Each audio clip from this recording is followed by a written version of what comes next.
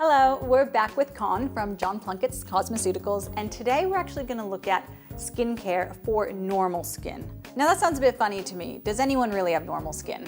Well, the term normal skin really is halfway between skin being too dry or skin being too oily. So that's really where the term comes from.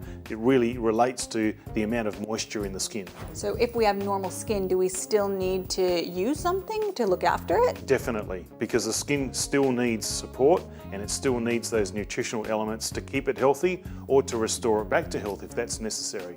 And what type of things should we be looking for when it comes to treating normal skin? Well, I think we're good at knowing what's good for our internal health. A lot of us know the importance of a well-balanced diet so that our vitamin and mineral intake is sufficient. If our dietary intake is inadequate, we take a multivitamin. That makes sense.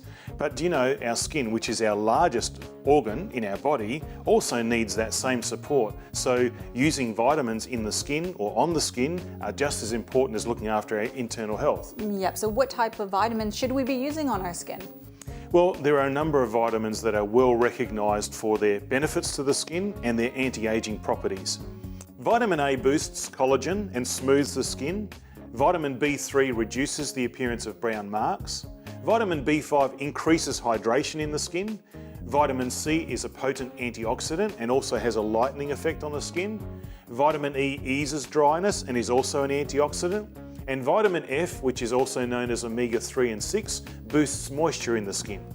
That really sounds like the ABCs of skincare right there. Certainly does, and it's elementary. When you think about it, if we look after our internal health well, we should look after our skin equally well, particularly if we want our skin, which really is what people see on the outside, to be a reflection of who we are, and it's important for us to look after our appearance. So changing subjects, I've heard a lot about primers. Is this also important for our skin?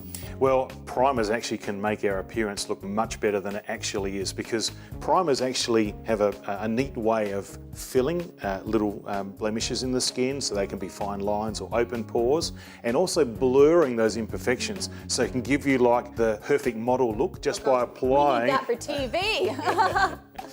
So primers can be really useful under a makeup routine, and so just remember they have Cinderella effects. So when the clock strikes 12, all the magic stops. So it doesn't change your skin, it just really gives you that perfect model face on the outside, and over that you put your makeup and people will not even know who's underneath it. Do we also need to exfoliate our skin?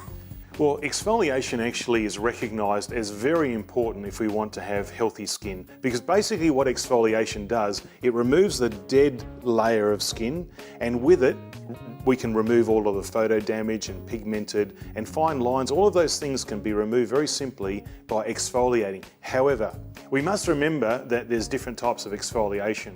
You can use physical abrasion, which actually is like putting sandpaper on the skin. Oh, that doesn't sound nice. However, what's gentler is what we call chemical exfoliation, which is done softly and gently by using glycolic acid. And glycolic acid gently removes the dead skin layer and then allows new skin to be exposed. And the other thing to remember is when we're exfoliating, that's to be done at night time, so that before we expose our skin to the environment, it has a chance to rest overnight.